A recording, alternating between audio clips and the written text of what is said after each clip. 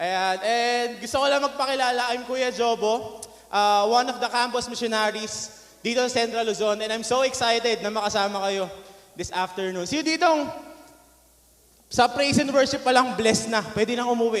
Pwede mo pakitaas ang kamay? Ayan, okay lang, palakpakan natin si Lord for the praise and worship team.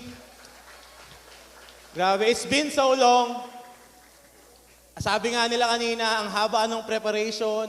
Simula July, nagpe-prepare na. Pero dahil sa mga unforeseen circumstances, we're here. And I'm so excited and privileged to be with you. We are on our new series na pinamagatang A-List. It's living up to God's standard of excellence. Tignan mo ngayon katabi mo, excellent ba? Ay, tumaas ang kilay. Excellent ba? Ayan. And for this series, i-define natin what excellence is all about, how the world sees excellence, at the same time, how Jesus models excellence. Ayan, so stay tuned, maging excited tayo. And siguro para lang din ma-question natin yung mga katabi natin, no? Tanungin mo yung katabi mo. Ayan, ikaw ba, para sa'yo, paano mo masasabi na ang isang tao ay excellent? Sige, tanongin niyo yung katabi niyo.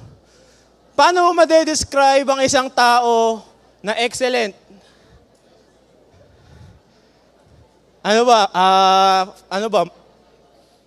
Mataas grades? Mabango? Ha? Mabango? Nandito sa Elevate? Paano natin ma-describe ang isang tao na excellent? Meron ba sumagot? Anyone? Anong sagot ng katabi ninyo? Academically, achiever, ano pa? Pogi, ano? Huwag niyo akong tawagin. Dito na nga ako sa taas eh. Ano ba? How can you describe a person who is excellent? Sorry? Wise. Okay, wise. Ayan. Ano pa? Dito sa kabilang side. Inspired? Ay, si ate parang, anong inspired yan, te? Ayan. Tama. Ano pa? Dito sa likod. Meron pa dyan? Medic? Anong medic? Ano ulit? Sorry? Mythic. Sa ML. Tama ba? Ayan. Or kung saan man. Pero siguro, a lot of us, meron tayo kanya-kanyang vision or picture ng excellence. Tama ba? Maybe some of you like this. Di ba? Kakatapos lang kay Carlos Agassi. Huh? Carlos Yulo, di ba? He won hindi lang isa, ilan? 2 gold medal for the Philippines. Diba? And we praise God for that. We praise God for him. The same time, hindi lang naman kung hindi man kayo Olympic medal, maybe you see excellence sa sports. Tama ba? Sino itong mahilig mag-sports? Ay, wala. Hindi ba kayo kasali sa running era ng Pilipinas? Ayan, halos lahat tumatakbo na. Grabe yung na-view nyo ba kung ano yung mga rewards na natanggap niya? Ayan, merong free gas for life. Meron pa yung tutugtog sa kasal niya, di ba? Libre na. Meron free siomai for life. Gusto nyo ba yun? Free siomai or only rice for life? And many more. Di ba? Hindi lang naman about money. Ayan. Or kung hindi man sa sports, pwedeng sa school. Di ba, Thea? Sabi ni Thea kanina, it can be pag-graduate ka ng with honors or you will end this year with high honors. Sino gusto mag-end this year with high honors? Ayan. So sabihin mo sa mga nagtaas na kamay, maging excellent ka. Ayan. Hindi lang magkaroon ng honors, pwedeng magkaroon ng magandang trabaho. Or kung hindi man sa honors, hindi man sa grades, maybe you want to receive affirmation from people. Pag ikaw nakikita ka ng tao, someone na nilulook up ka nila, you're an excellent guy. You're an excellent girl. Someone na gustong-gusto mo makakarinig na, uy, thank you kasi ganito ka. Uy, ang galing mo. Good job. I praise God for you. Maybe this is your idea of excellence. Or kung hindi man, sikat. Kapag ikaw, sikat ka, hindi lang sa school, Ayan, kabisado mo yung dance step ng Bini, di ba? You're excellent. Or kung hindi man dance step ng Bini, kumpleto mo yung Jollibee photo cards nila. Sino dito kumpleto na ang photo cards ng Bini sa Jollibee? Meron ba? Ayan. Maybe excellence for you is fame. Sikat ka, or maraming nakakilala sa'yo. Marami sa atin, we are so full of idea of excellence. And there's this one article na nakita ko na pagpakita, ano ba talaga ang excellence? Sabi dito, it is the quality of being outstanding or extremely good. Tignan mo nga yung katabi mo. Outstanding ba? Does he or she look extremely good? Hey, may napangiti. Bukod pa doon, excellence means greatness or being the very best. Achieving excellence is never easy. Kahit kailan hindi naging madali maging excellent. And excellence is the quality that people really find or appreciate. For example, di ba, kapag may pag mag-a-apply ka sa work, or siguro as students, pag mag-a-apply ka sa mga student government, or magpapasa ka ng requirements, hindi naman pwedeng mediocre lang yung mga ipapasa nating requirements. Kailangan with excellence. Tama ba? Ayan. And sabi dyan, excellence is the quality of excelling. Excellence, guys, is not the action. It is the quality of your work. Of being truly best at something. Sabi ni William Shakespeare, some are born great, some achieve greatness, and some have greatness thrust upon them. Sobrang ironic lang kasi Shakespeare, tapos trust upon them. Di ba? Parang, ewan ko na-gets nyo. Pero, kapag iniisip ko yan, may mga tao daw na fino-force maging great. Dahil hindi sila makasabay sa trend ng mundo na to, where lahat tayo is paunahan, pagalingan, pataasan, pabonggahan, they trust greatness upon themselves. Alam nyo ba, there's character sa Bible where he sought after greatness and nakuha niya yun. There's King Solomon, sabi sa Ecclesiastes 2:9-10, Solomon is saying, I became greater than all who had lived in Jerusalem before me, and my wisdom never failed me. Gusto niyo yun? Yung wisdom nyo, never kayong nagiging makalimutin, lahat naaalala nyo, lagi kayong tama. Gusto niyo yan? Mga babae dito, oh kuya, maging tama, laging tama. Hindi, joke lang. Anything I wanted, I would take. Lahat ng makita ko, kung anong gusto ko, magkakaroon ako. I denied myself no pleasure. I even found great pleasure in hard work, a reward for all my labors. And kung titignan natin generation natin ngayon, di ba parang parehas lang? What are we pursuing in our generation right now? Sabi dyan, di ba ang excellent ng animation? Excellence according to the world means acquiring money, power, pleasure, or fame. Meron niyang tinatawag na 3Gs. Alam niyo yung 3Gs? It's God, glory, and gold. Everything that we look forward, everything that we pursue, it's based on those three things. Ngayon, balikan natin si King Solomon. Anong sabi niya? After niya makuha lahat ng gusto niya, he denied himself no pleasure. Sabi niya,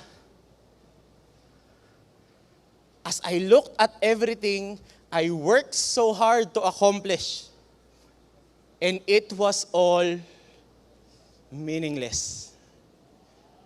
It's like chasing the wind. Sabi dyan, like chasing the wind. Natry nyo na bang habulin ang hangin? May nakatry na ba dito? Or meron ba kayong kaklase na biglang nagko-crossover sabay titira, wala namang ring? Parang ganun. Ganun yung picture. Di ba? Wala namang ring, wala namang bola. Pero, ang dami mong ginagawa. Like chasing the wind, there was nothing really worthwhile anywhere. Striving for excellence It doesn't mean na meron ka nito, meron kang ganyan. It's the perspective of the world. But in Jesus' perspective, excellence, listen to me guys, excellence is faithful obedience. Sabihin mo nga, faithful obedience. It is an act that turns the world upside down and inside out. Hindi lang siya para pataasan. Tapos na si Jesus doon. Andun na siya sa pababaan. And ang nangyari pa, nadamay yung mga disciples niya. Sabi dito, dun sa temptation of excellence. Then his disciples began arguing kung sino ba ang pinaka-great sa kanila. 12 disciples, right? Sino ba ang pinaka-12 sa aming 12? Ay, sino pinaka-12? Sino ang pinaka-great sa aming 12, Jesus? Nagtatalo sila. They were arguing, but Jesus knew their thoughts, so He brought a little child to His side. He said to them, anyone who welcomes a little child like this on my behalf welcomes me. And anyone who welcomes me also welcomes my Father who sent me. Ano yung definition ng excellence ni Jesus? Whoever is the least among you is the greatest. Whoever is the least. Sino yung pinaka-humble? Sino yung kayang mag-serve? Kahit walang kapalit. Kayang gumawa ng mga bagay of good things na walang ine-expect in return. Whoever is the least among you is the greatest. So ngayon, kung may gusto akong maalala ninyo, one thing lang. Actually, 3. Pero it's this. Be excellent in Jesus, through Jesus, and for Jesus. Okay lang ba ulitin natin? 1, 2, 3, go. Be excellent. Ayan. So, sige, simulan na natin. Mukhang nakita ko sa inyo, talagang excellent na excellent kayo sa pakikinig eh. Be excellent in Jesus. Sa Matthew 20, verse 25 to 28, Jesus called them together and said, you know that the rulers in this world lord it over of their people. Ang mga king that time, talagang sila ang hari. They're on top of everything. Nakapag, sabi nga, di ba, ang sabi ng hari, hindi mababali. Ayan, tama, Kuya Buds. Ayan. And officials flaunt their authority over those under them. But among you, Jesus is saying, whoever wants to be a leader among you must be your servant. Must be a servant. And whoever wants to be first among you must become your slave. Talking about faithful obedience. Hindi someone na laging nasa front line, hindi someone na laging nakakatanggap ng recognition, pero someone that serves kahit hindi kita.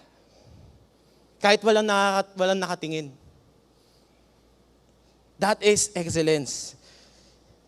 Jesus modeling it, sabi dito, for even the Son of Man came not to be served, but to serve others and give His life as a ransom for many. Being excellent in Jesus, it doesn't mean na pagsisilbihan ka. It's more of ikaw ang magsisilbi para sa ibang tao. Sabi sa Philippians 2:5-6, you must have the same attitude that Christ Jesus did, or Christ Jesus had. Though He was God, hindi niya tinignan yung sarili niya as someone who is God. He did not think equality of God as something to cling to. Instead, anong tingin niya? Anong ginawa niya? Instead, He gave up His divine privileges. He took the humble position of a slave and was born as a human being. When He appeared in human form, He humbled Himself in obedience to God and died a criminal's death on a cross. Talking about being humble. Some people dati, Ang tinitignan nila, pag dumating ang Messiah, someone who is like a knight in shining armor. Someone na kayang iligtas yung buong Israel from the slavery. Pero nung dumating si Jesus, alam niyo kung anong sinasakyan niya? Hindi kabayo, hindi chariot. Nakasakay siya sa donkey. Talking about being humble and being excellent like Jesus. Sabi dito, excellence in Jesus is contradicting to the world. Kung titingnan natin, ibang-iba talaga. Sa mundo, kailangan ikaw ang una, ikaw ang mataas, ikaw ang first. Pero kay Jesus, it means being humble, faithful, and obedient to God. It means doing what God wants, which often requires selflessness. Hindi selfishness, selflessness. Be excellent in Jesus. Ngayon, mabilis lang tayo. We're on our second point. Be excellent through Jesus.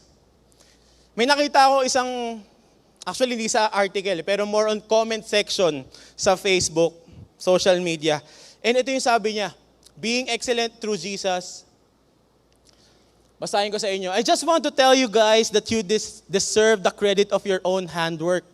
Kasi, napansin ko dito sa Pilipinas, whenever you get your achievement, whenever you reach your goal, bakit laging si God ang nakikredit?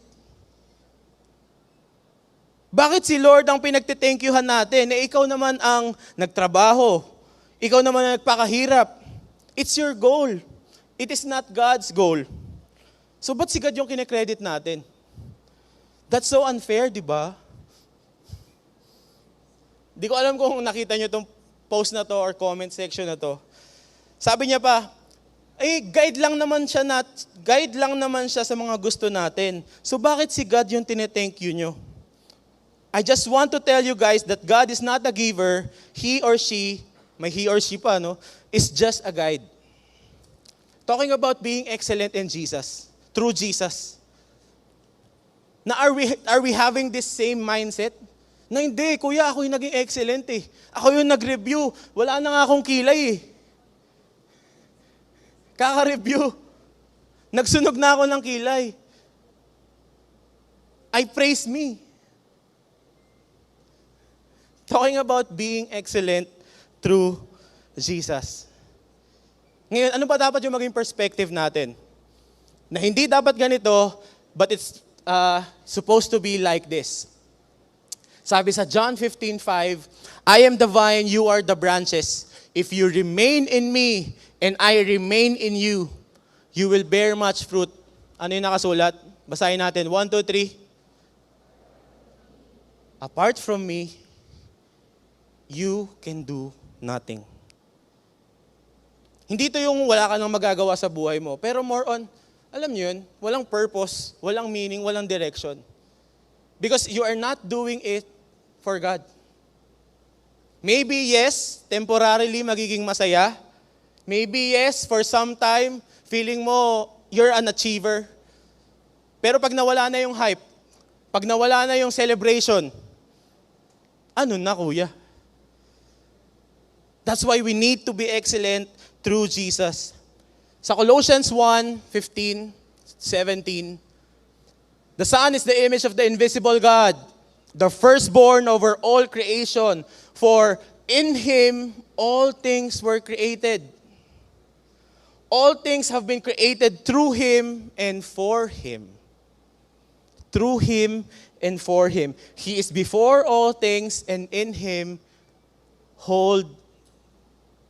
things hold together.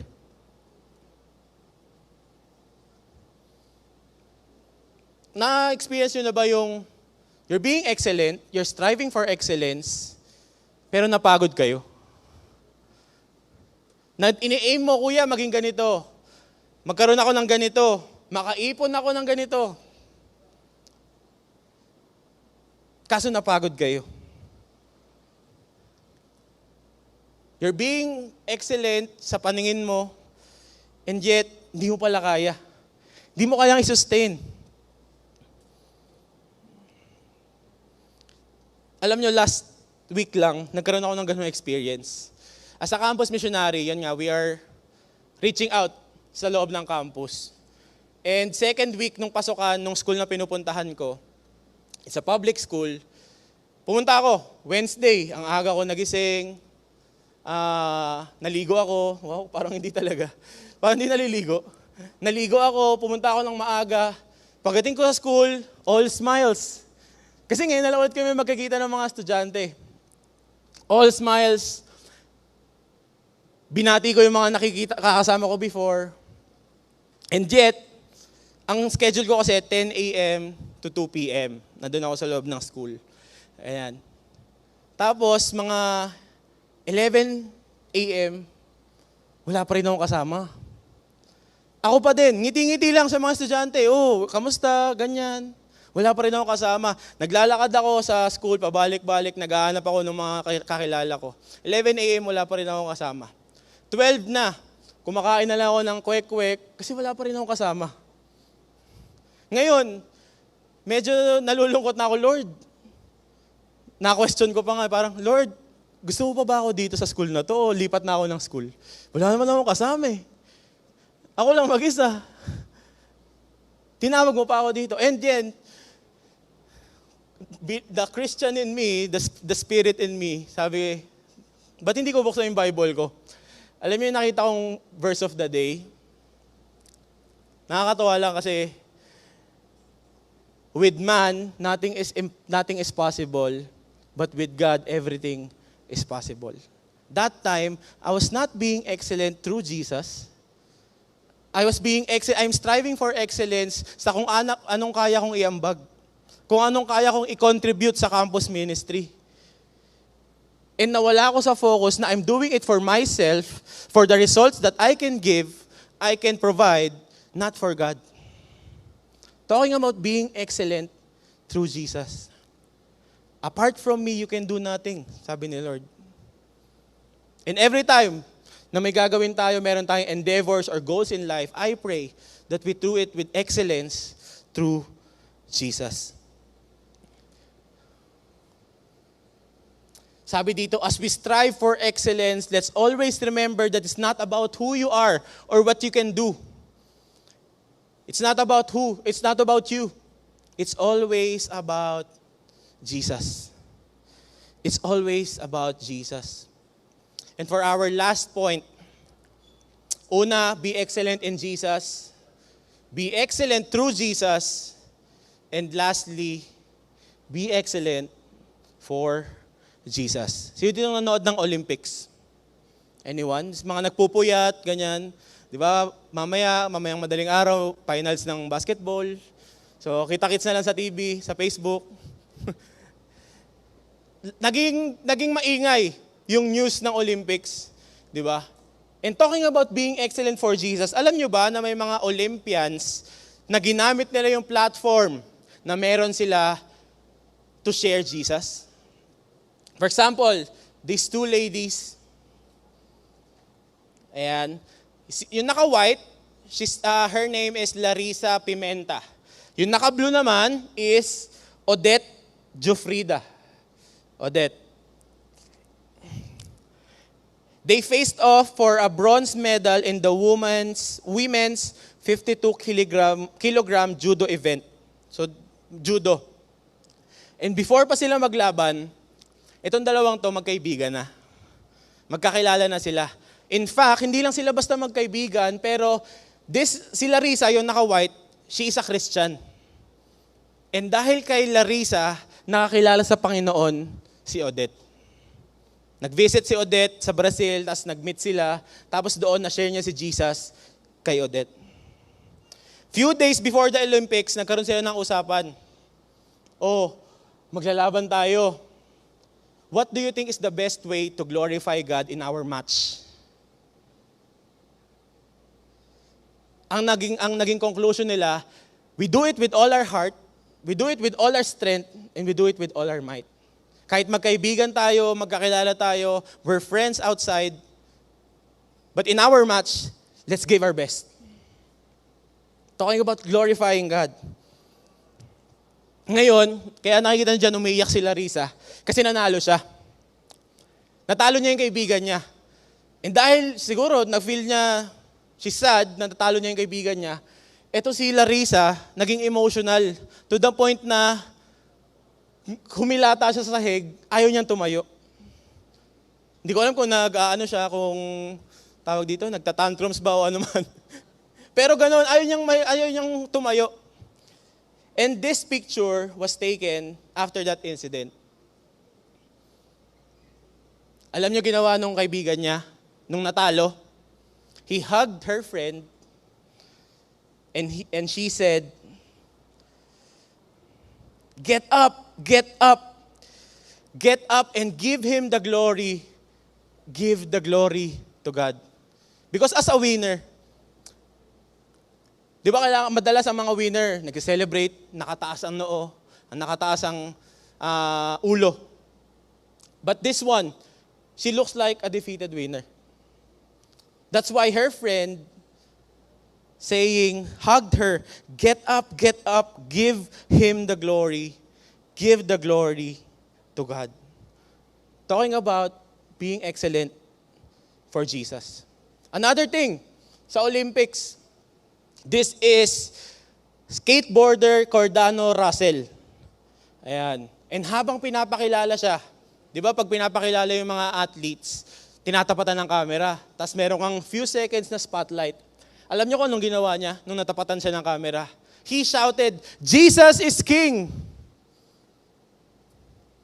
Yun lang. Nung natapatan siya ng camera, sinigaw niya, "Jesus is King." Using his platform to share Jesus to the whole world. And lastly, this is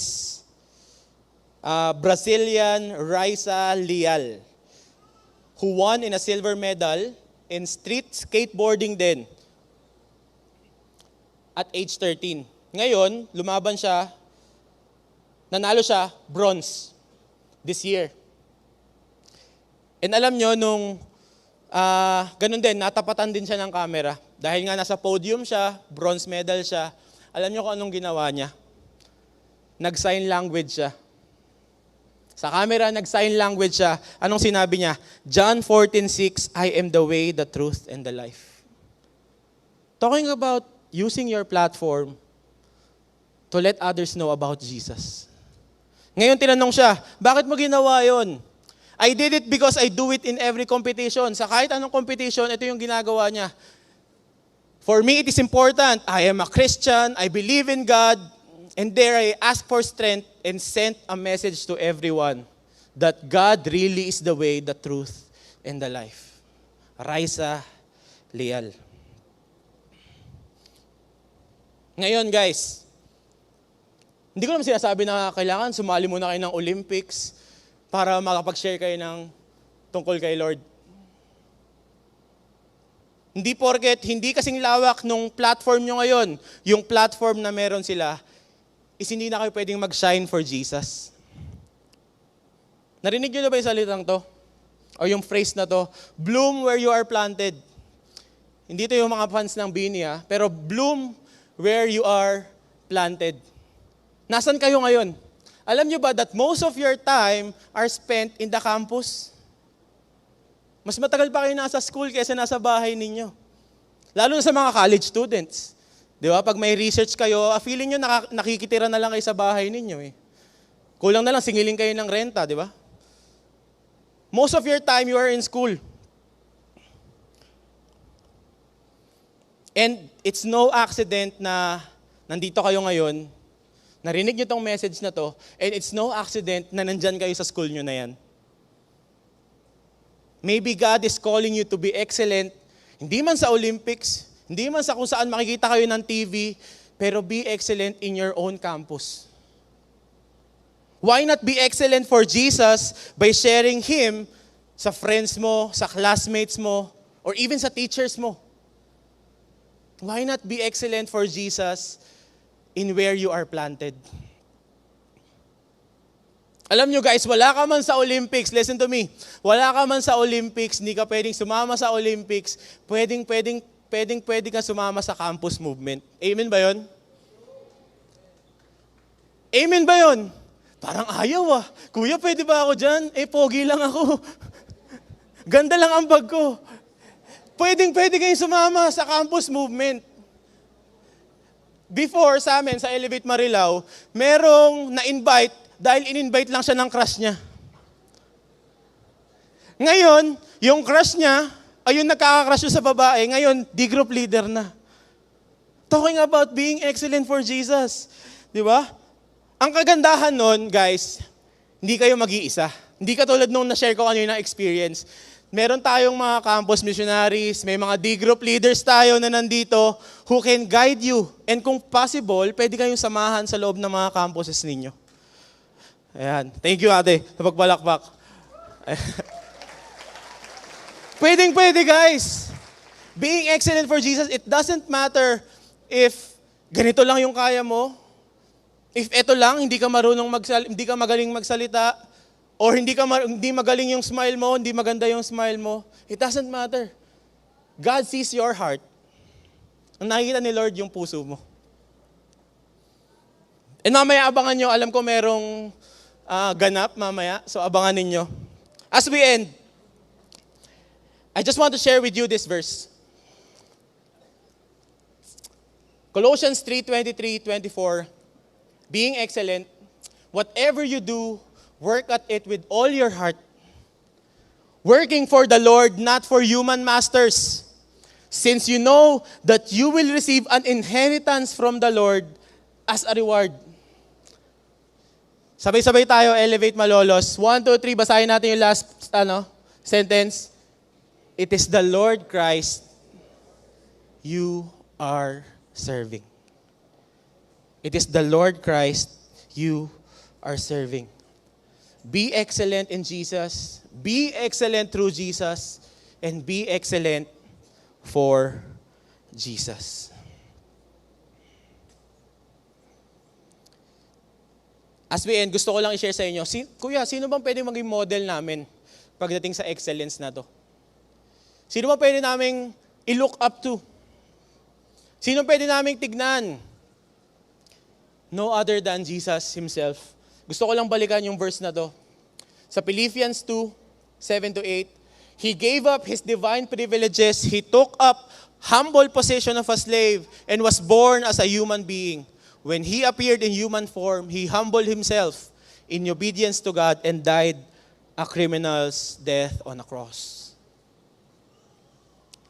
Therefore, God exalted Him to the highest place, gave Him the name that is above every other name, that at the name of Jesus, every knee should bow in heaven and on earth and under the earth, and every tongue acknowledge that Jesus Christ is Lord, to the glory of God the Father.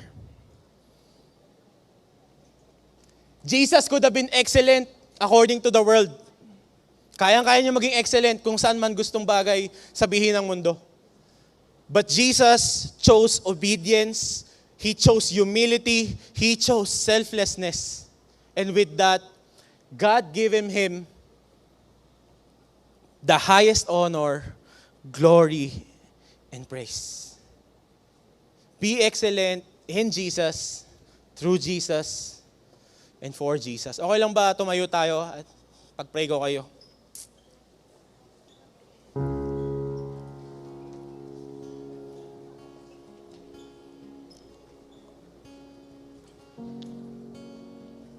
Let's bow our heads and let's pray.